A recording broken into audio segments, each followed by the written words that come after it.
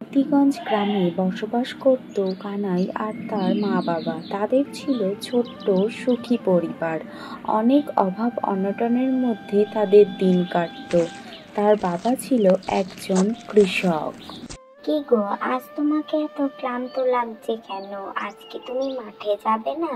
না গো গিন্নি, আজ এত রোদ্দুর বার হয়েছে, একটুও বৃষ্টি হচ্ছে না। জমি সব শুকিয়ে কাঠ হয়ে গেছে।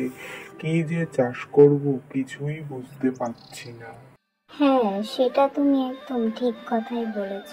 এখন বৃষ্টি হচ্ছে না, চারিদিকে জমি সব শুকিয়ে গেছে। আচ্ছা, আমাদের বাড়ির পেছনে যে পুকুর আছে, সেই পুকুরে কি মাছ চাষ করবে?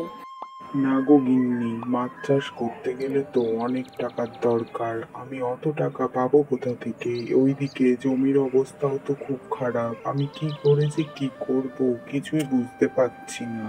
আচ্ছা, তুমি অত চিন্তা করো না, দেখবে একদিন সব ঠিক হয়ে যাবে, আমরাও সুখের মুখ দেখতে পাবো। কিন্তু সেই দিন যে কবে আসবে গিন্নি, সেই আশায় তো আমি আছি। এত পরিশ্রম করি, তাও ভগবান একটু মুখ তুলে তাকায় না আমাদের দিকে। আরে তাকাবে তাকাবে, ঠিক একদিন তাকাবে, দেখো তুমি। আচ্ছা তুমি যাও, দেখো তো ছেলেটা কোথায় গেল। সেই সকালে বেরিয়েছে, কত বেলা হলো, এখনো তো বাড়ি এলো না। তাই নাকি? এখনো বাড়ি আসেনি? এই ছেলেটাকে নিয়ে যে কি করব আমি? সারাদিন মাঠে ফাটে ঘুরে বেড়াবে আর পশু পাখিদের সাথে কি যে কথা বলে বেড়ায়, সে তো বুঝি না। ওরা তো কথাও বলতে পারে না। আহা, এমন করে বলো না, ছেলেটা আমাদের বড্ড লক্ষ্মী, কোনো চাওয়া পাওয়া নেই, কোনো বায়না নেই। যাও তো, ওকে গিয়ে ডেকে নিয়ে এসো। আচ্ছা ঠিক আছে, তুমি রান্না বসাও, আমি যাই, একেবারে স্নান সেরে ফিরবো।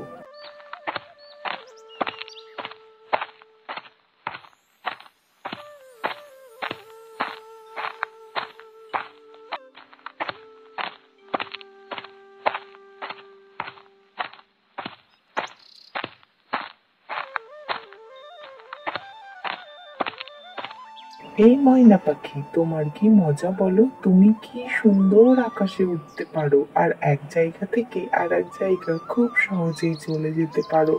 আমি যদি তোমার মতন উঠতে পারতাম তাহলে কত ভালো হতো।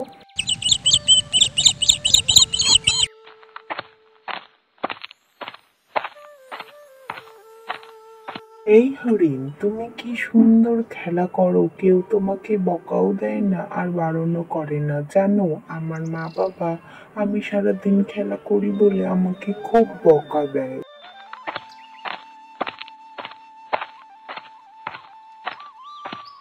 এই গরু, তুমি এই ঘন জঙ্গলে কি করছো? তোমাকে তো বাঘে খেয়ে ফেলবে। আমি কোথায় জঙ্গলে চলে এসেছি, এখন আর এই জঙ্গল থেকে আমি বার হতে পারছি না। ও মা, তুমি কথা বলতে পারো? আমি কখনো দেখিনি কোনো গরু কথা বলতে পারে। হ্যাঁ, আমি তো সেই জন্ম থেকে কথা বলতে পারি। এটা আমার নতুন পেয়েছি। আমার কথা বাদ দাও, তুমি একা এই ঘন জঙ্গলে কি করছো বলো তো? আরে, আমি তো এই জঙ্গলটা একটু ঘুরে দেখবো বলে এসেছি, কিন্তু এসে যে তোমার সাথে দেখা হয়ে যাবে সেটা তো আমি ভাবিনি। আচ্ছা, তোমার নাম কি? আমার কোনো নাম নেই গো, কিন্তু তুমি জঙ্গলে বেশিক্ষণ থেকো না, কখন কোন জন্তু হামলা করে দেয়।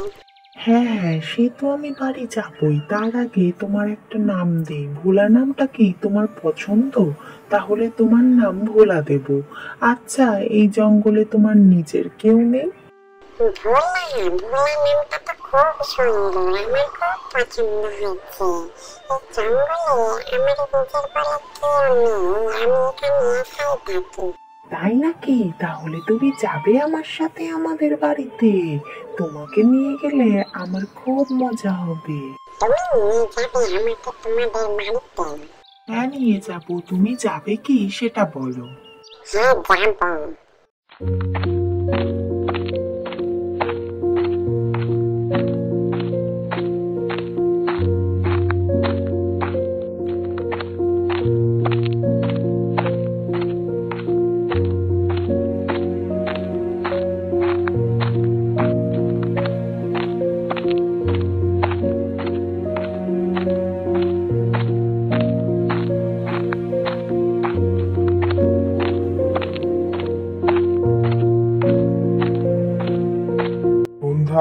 সন্ধ্যা, কোথায় গেলে গো? তোমার ছেলেকে তো কোথাও পেলাম না। কি বলছো কি? কোথাও পেলে না? এত বেলা হয়ে গেল, কোথায় গেল ছেলেটা? সেই কোন সকালে বের হয়েছে। অত চিন্তা করো না তো, তোমার ছেলে ঠিক সময় চলে আসবে, দেখো তুমি। হ্যাঁ, তোমার আর কি, ছেলেকে নিয়ে তো কোনো মাথা ব্যথাই নেই, যত জ্বালা সব আমার।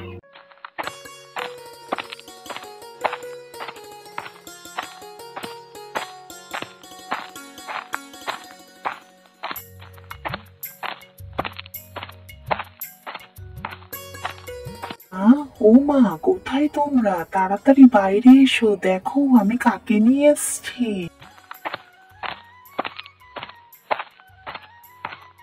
একে আমাদের অভাবের সংসার, তার মধ্যে তুই আবার একটা গরু নিয়ে আসলি। আরে মা, তুমি আমার পুরো কথাটা তো শোনো। ও জঙ্গলে হারিয়ে গিয়েছিল, কোনো রাস্তা খুঁজে পাচ্ছিল না, তাই তো ওকে এখানে নিয়ে আসলাম। তা ও যে রাস্তা খুঁজে পাচ্ছিল না, সেটা তুই কি করে জানলি?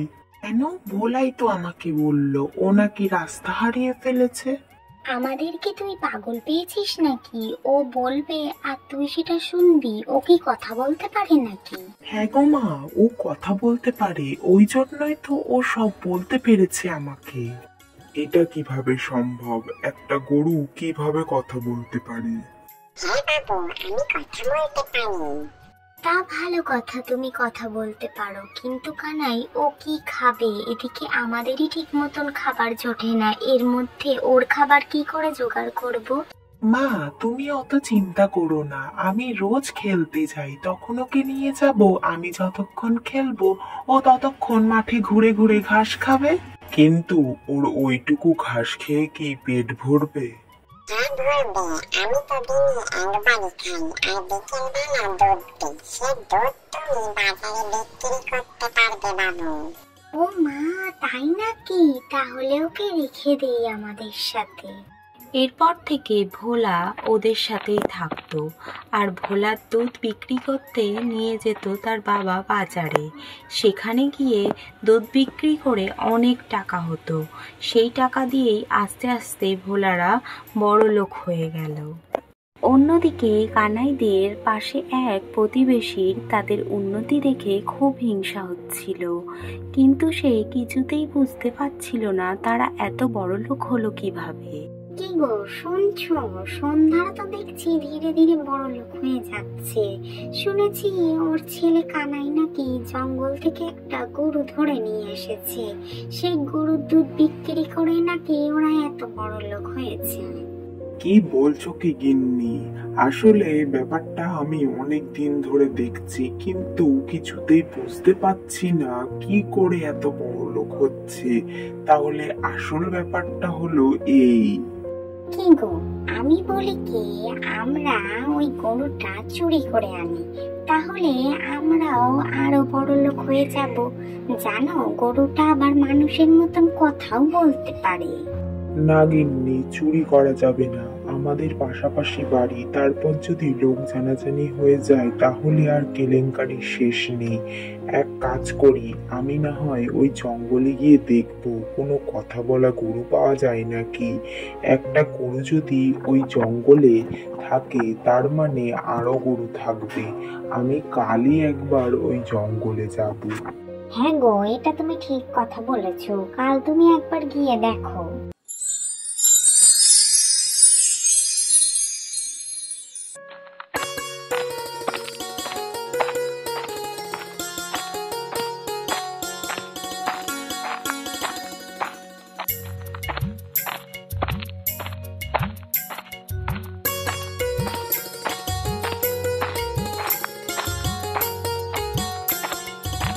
জঙ্গলের এত ভিতরে চলে আসলাম, তাও কোনো গরু পশু পাখি কোনো কিছু দেখা পেলাম না। জানি না আদেও কোনো গরুর দেখা পাবো নাকি।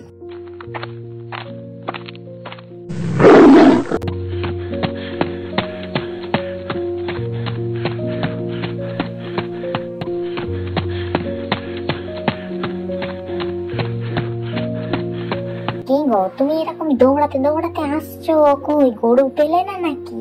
আর গরু কোনো রকমে প্রাণ বাঁচিয়ে পালালাম। আমার কোনো গরুরও দরকার নেই, আর বড়লোক হওয়ারও দরকার নেই। বাঘে তাড়া দিয়েছিল, প্রাণ হাতে নিয়ে দৌড়ে পালিয়ে বেঁচে এলাম। ও মা, কি বলছো কি তুমি? বাঘের তাড়া খেয়ে তারপরে ফিরে আসলে? না গো, আমার আর দরকার নেই কোনো গরু টরুর। ওই জন্যই সকলে বলে বেশি লোভ করা ভালো না। চলো, তুমি ঘরে চলো। মা, ও মা, জানো কাল যদু কাকা জঙ্গলে গিয়ে বাঘের তাড়া খেয়েছে। কি বলছিস কি? বাঘের তাড়া খেয়েছে? আচ্ছা, জঙ্গলে গিয়েছিল কি করতে?